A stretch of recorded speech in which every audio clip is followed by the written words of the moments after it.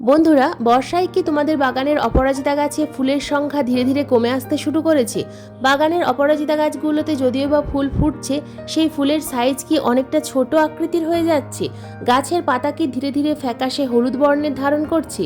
যদি তাই হয় তাহলে আজকের ভিডিওতে আমি এমন একটা ফার্টিলাইজার প্রয়োগ করা দেখাবো, সম্পূর্ণ ঘরোয়া জৈব ফার্টিলাইজার প্রয়োগ করে বাগানের প্রত্যেকটা অপরাজিতা গাছে তোমরা অক্টোবর মাস পর্যন্ত প্রচুর পরিমাণে কিন্তু ফুল ফোটাতে পারবে। তবে শুধু ফার্টিলাইজার নয়, এই ভিডিওতে বিভিন্ন ধরনের পরিচর্যা নিয়েও আলোচনা করব।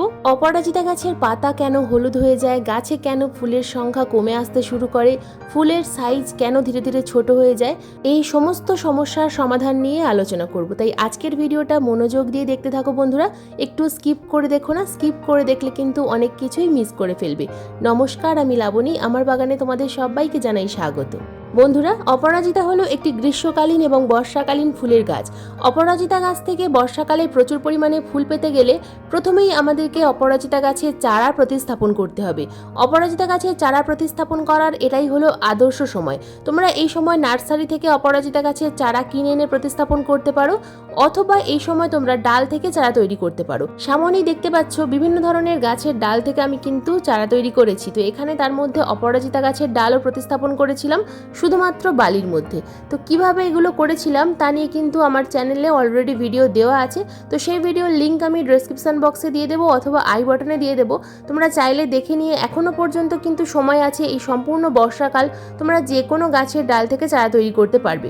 তো এখানে দেখো ছোট্ট ছোট্ট রুট এসেছে, তবে এই মুহূর্তে আমি কিন্তু এই গাছগুলোকে মাটির মিডিয়াতে প্রতিস্থাপন করতে পারবো না, কারণ এত ছোট ছোট রুট আমরা যখনই মাটির মধ্যে প্রতিস্থাপন করব, গাছগুলো তো হবেই না, গাছগুলো মারা যাবে, ডালগুলো ধীরে ধীরে শুকিয়ে যাবে। তাই আমি আবার বালির মধ্যে প্রতিস্থাপন করে রেখে দেবো অন্তত 10 দিনের জন্য। বারবার তুলে তুলে দেখা কিন্তু উচিত নয়, শুধুমাত্র তোমাদের দেখানোর জন্য আমি এটা তুললাম। তোমরা কিন্তু কখনোই এই ভুলটা করবে না, তাহলে গাছের শিকড় পচে যেতে পারে।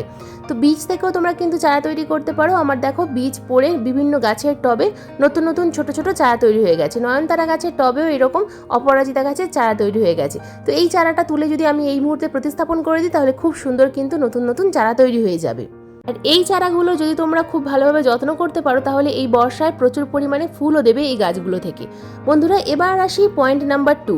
বাগানের অপরাজিতা গাছগুলোতে হঠাৎ করে যদি দেখো যে অতিরিক্ত বৃষ্টির পর কুঁড়ি আসা বন্ধ হয়ে গেছে, গাছের পাতা ফ্যাকাশে হলুদ বর্ণের ধারণ করছে, তাহলে প্রথমেই যে বিষয়টা আমাদের লক্ষ্য রাখতে হবে, টবের মিডিয়াতে জল জমছে কিনা।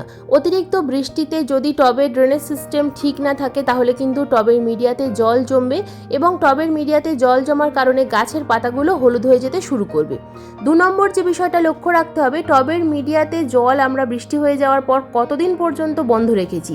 জল যদি হঠাৎ করে দেওয়া বন্ধ করে দিই, মাটি যদি অনেকটা বেশি শুকিয়ে যায়, তাহলেও কিন্তু হঠাৎ করে গাছের পাতা হলুদ হয়ে ঝরে যেতে শুরু করবে। কারণ বৃষ্টি হয়ে যাওয়ার পর অতিরিক্ত গরমের জন্য আমাদের গাছের পাতাগুলো কিন্তু হঠাৎ করে হলুদ হয়ে শুকিয়ে ঝরে পড়তে পারে, বা গাছে যদি কুঁড়ি থাকে সেই কুঁড়িগুলোও কিন্তু শুকিয়ে ঝরে পড়তে পারে। এরপর 3 নম্বর যে বিষয়টা আমাদের লক্ষ্য করতে হবে, যে টবের মধ্যে গাছ আছে সেই টবের মধ্যে কোনো রকমভাবে রুট বাউন্ড হয়ে যায়নি তো। কারণ বর্ষাকালে রুটের গ্রোথ খুব ভালো হয়, যে কারণে খুব তাড়াতাড়ি অপরাজিতা গাছের রুট বাউন্ড হয়ে যায়। আর অপরাজিতা গাছের যদি একবার রুট বাউন্ড হয়ে যায়, তাহলে কিন্তু সেই গাছে ফুল আসা বন্ধ হয়ে যাবে এবং গাছের গ্রোথ বন্ধ হয়ে যাবে, যে কারণে গাছের পাতাগুলো হলুদ হয়ে ধীরে ধীরে ঝরে পড়তে শুরু করবে। তাই যদি মনে হয় যে রুট বাউন্ড হয়ে গেছে, তাহলে সেই টব থেকে গাছটাকে রিপোর্ট করে অন্য টবে প্রতিস্থাপন করতে হবে। যদি সম্ভব হয় রিপোর্ট করার সময় রুট বাউন্ড না ভেঙে রিপোর্ট করবে। তো আমার রিপোর্ট করার সময় রুট বল ভেঙে গেছে, তো কোনো অসুবিধা নেই, খুব সাবধানে অন্য টবে প্রতিস্থাপন করলাম। রিপোর্ট করার পর যদি মনে হয় যে গাছের বেশিরভাগ পাতা হলুদ হয়ে ঝরে পড়েছে, সেক্ষেত্রে অপরাজিতা গাছের কিন্তু তোমরা এই সময় হার্ড প্রুনিং করতে পারো। যে গাছের খুব সমস্যা হচ্ছে শুধুমাত্র সেই গাছেরই হার্ড প্রুনিং করবে, অন্য গাছের নয়। হার্ড প্রুনিং করার পর ধীরে ধীরে দেখতে পাবে যে গাছের মধ্যে নতুন নতুন কচি কচি ব্রাঞ্চ আসছে এবং সেই ব্রাঞ্চে প্রচুর পরিমাণে ফুল ফুটছে। তো এই আগস্ট মাসের শেষে অথবা সেপ্টেম্বরের শুরুতে এই কাজটা যদি তোমরা করে ফেলতে পারো, তাহলে তোমরা সেপ্টেম্বর অক্টোবর এই 2 মাস অপরাজিতা গাছে প্রচুর পরিমাণে ফুল ফোটাতে পারবে। 3 নম্বর যে কাজটা আমাদের করতে হবে বন্ধুরা, অপরাজিতা গাছে ফুল ফোটার পর সেই অপরাজিতা ফুলগুলো, শুকিয়ে যাওয়া ফুলগুলোকে আমাদের তুলে ফেলতে হবে। গাছের মধ্যে যদি তোমরা এই শুকিয়ে যাওয়া ফুলগুলোকে রেখে দাও তাহলে কিন্তু ধীরে ধীরে একটা দুটো করে বীজ তৈরি হতে শুরু করবে। আর গাছের মধ্যে যদি একটা দুটো করে বীজ তৈরি হওয়া শুরু হয় তাহলে সেই গাছের কিন্তু অনেকটাই এনার্জি নষ্ট হবে। বীজ তৈরি করার দিকেই গাছ মন দেবে, কিন্তু গাছের গ্রোথের দিকে মন দেবে না, আর গাছে কুঁড়িও আসবে না। সেই কারণে ফুল ফুটে যাওয়ার পর শুকিয়ে যাওয়া ফুলগুলোকে একেবারেই গাছের মধ্যে রাখা যাবে না। প্রতিদিনের ফুল প্রতিদিন তুলে ফেলতে পারো, অথবা একদিন পর অবশ্যই কিন্তু তুলে ফেলে দেবে। কয়েকদিনের মধ্যেই দেখবে তাহলে গাছে আবার নতুন করে প্রচুর পরিমাণে কুঁড়ি আসছে। বন্ধুরা, এবার আসি ফার্টিলাইজার প্রয়োগের কথায়। বাগানের অপরাজিতা গাছগুলোতে আয়রন, ম্যাগনেসিয়াম, নাইট্রোজেন অথবা পটাশিয়ামের অভাবের কারণে ফুল আসা যেমন বন্ধ হয়ে যায়, ঠিক তেমনই কিন্তু গাছের পাতাও ধীরে ধীরে হলুদ হয়ে যেতে শুরু করে। তাই পরিচর্যার সঙ্গে সঙ্গে গাছে উপযুক্ত ফার্টিলাইজার প্রয়োগ করতে হবে। তো ফার্টিলাইজার তৈরি করার জন্য প্রথমেই একটা কন্টেনারের মধ্যে আমি 1 লিটার জল নিয়েছি। 1 লিটার জলের মধ্যে এখানে আমি 2টো আলুর খোসা ভিজিয়ে দিলাম। এই 2টো আলুর খোসা আমি দিলাম। 2টো আলুর খোসার মধ্যে আছে প্রচুর মাত্রায় পটাশিয়াম, ক্যালসিয়াম, তাছাড়া ফসফরাস আছে এবং বিভিন্ন ধরনের অনুখাদ্য আছে। তো এই আলুর খোসার সঙ্গে আমরা কিন্তু আরও 2টো উপাদান মেশাবো। প্রথম উপাদান আলুর খোসা, দ্বিতীয় উপাদান হলো দানা, যে সরিষা আমরা রান্নাঘরে ব্যবহার করি রান্নার কাজে। হলুদ সরিষা অথবা কালো রঙের যে সরিষা হয় সেই সরিষার দানা গুঁড়ো করে নিয়ে 1 চামচ পরিমাণ এই আলুর খোসার সাথে মিশিয়ে আমরা 2 দিনের জন্য ভিজিয়ে রেখে দেবো একটা এয়ারটাইট কন্টেনারে। আমরা সবাই জানি সরিষার খোল আমাদের গাছের জন্য কতটা উপকারী। সরিষার খোলের পরিবর্তে আমরা কিন্তু এই বর্ষাকালে সরিষার দানা গুঁড়ো করে ভিজিয়ে একটা কন্টেনারের মধ্যে রেখে দেবো ঠিক 2 দিনের জন্য আলুর খোসার সাথে। তো এই 2টো উপাদান 2 দিন ভিজে যাওয়ার পর আমরা কিন্তু এর মধ্যে আরও একটা উপাদান মেশাবো, তবেই কিন্তু আমরা অপরাজিতা গাছে প্রয়োগ করতে পারবো। ঠিক 2 দিন পর যখন এই 2টো উপাদান খুব ভালোভাবে মিশে যাবে জলের সাথে, এর জলের মধ্যে এর সম্পূর্ণ নির্যাস যখন বেরিয়ে যাবে, তারপর কিন্তু আমরা গাছে প্রয়োগ করব। 2 দিন পর আমরা অন্য একটা পাত্রের মধ্যে এই লিকুইডটাকে ছেঁকে নেব, তার কারণ সরিষার দানা বা আলুর খোসা আমরা সরাসরি কিন্তু টবের মিডিয়াতে দিতে পারবো না, কারণ বর্ষাকালে পচা জিনিস টবের মিডিয়াতে গেলে টবের মিডিয়াতে ফাঙ্গাস অ্যাটাক করবে এবং যার ফলে গাছের শিকড় পচে যাবে। তো এখানে দেখো আমি কিন্তু অন্য একটা পাত্রের মধ্যে এই 1 লিটার তরল উপাদান ভালোভাবে ছেঁকে নিয়েছি। তো এর মধ্যে আমরা আরও 1 লিটার সাধারণ জল মিশিয়ে নেব। তো এই টোটাল হয়ে গেল 2 লিটার খাবার। এই 2 লিটার খাবারের মধ্যে আমরা মিশিয়ে দেব 2 টাকা দামের কফি পাউডারের পাতার মধ্যে যতটুকু পরিমাণ কফি পাউডার থাকে, অর্থাৎ 1/2 চামচ পরিমাণ কফি পাউডার আমরা কিন্তু এই 1 লিটার তরলের মধ্যে মিশিয়ে দেব। অপরাজিতা গাছ অ্যাসিডিক সয়েল ভালোবাসে, তাছাড়া কফি পাউডার টবের মিডিয়াতে প্রয়োগ করলে কফি পাউডারের মধ্যেও আছে পটাশিয়াম। তো যে অপরাজিতা গাছে কিছুতেই ফুল আসছে না, তোমরা সেই অপরাজিতা গাছে এই লিকুইড খাবার প্রয়োগ করে দেখো, অসাধারণ রেজাল্ট পাবে। তবে 10 দিন অন্তর অন্তর এই তরল প্রয়োগ করতে হবে, তবেই কিন্তু ভালো কাজ হবে। তার কারণ যে কোনো জৈব তরল আমরা যদি 10 দিন অন্তর অন্তর প্রয়োগ করতে না পারি তাহলে ভালো রেজাল্ট আমরা দেখতে পাই না।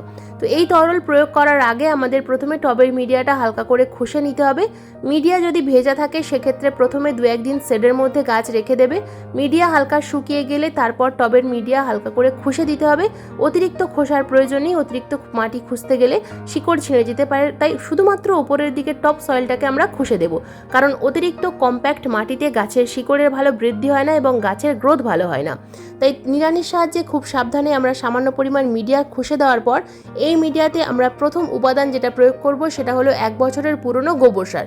গোবর সারের পরিবর্তে তোমরা এখানে ভার্মি কম্পোস্ট ব্যবহার করতে পারো অথবা পাতা পচা সার ব্যবহার করতে পারো। তোমাদের কাছে যেটা অ্যাভেলেবেল আছে সেটাই এখানে ব্যবহার করবে। 2 থেকে 3 মুঠো পরিমাণ একটা 6 ইঞ্চি টবে, 8 ইঞ্চি সাইজের টবে আর একটু বেশি পরিমাণ। তো যেমন সাইজের টব হবে সেই রকমভাবেই কিন্তু কম্পোস্ট ব্যবহার করতে হবে। কম্পোস্ট প্রতি মাসে 1 বার দিলেই হবে, অতিরিক্ত দেওয়ার প্রয়োজন নেই। তবে এই তরল খাবার কিন্তু প্রতি মাসে 3 বার ব্যবহার করতে হবে। তো এখানে দেখো একটা 6 ইঞ্চি টবে আমি কিন্তু 2 গ্লাস পরিমাণ এই তরল প্রয়োগ করছি, যে কোনো প্লাস্টিকের গ্লাসে, অথবা যদি তোমাদের কাছে কোনো 500 ml এর কোনো জাগ থাকে, মগ থাকে, সেই মগে তোমরা 1 মগ পরিমাণ ব্যবহার করতে পারবে। অর্থাৎ একটা 6 ইঞ্চি টবে 500 ml, আরও যদি ছোটো সাইজের টব হয় সেক্ষেত্রে 250 ml, টবের সাইজ বড় হলে 1 লিটার, আর একটু বড় সাইজের টব হলে ডেইলিটা, তো যেমন টবের সাইজ হবে সেই রকমভাবেই কিন্তু গাছের খাবার প্রয়োগ করতে হবে। সম্পূর্ণ মিডিয়াটাকে খাবার দিয়ে ভিজিয়ে দিতে হবে, শিকড়ে যেন খাবার গিয়ে পৌঁছয়, তবেই কিন্তু ভালো রেজাল্ট পাবে। বন্ধুরা, এবার গাছে প্রয়োগ করতে হবে অনুখাদ্য। তো এখানে দেখো আমি যে অনুখাদ্যটা গাছে প্রয়োগ করছি সেটা হলো বায়োভিটা এক্স সিউইড লিকুইড। বায়োভিটা এক্সের পরিবর্তে তোমরা যে কোনো সিউইড লিকুইড গাছে প্রয়োগ করতে পারো। যদি সিউইড গ্র্যানুলস আকারে হয় সেক্ষেত্রে টবের মিডিয়াতে প্রয়োগ করতে পারো। তবে আমি বলবো যে কোনো একটা ভালো মানের অনুখাদ্য গাছের পাতায় অবশ্যই তোমরা 15 দিন অন্তর অন্তর স্প্রে করবে।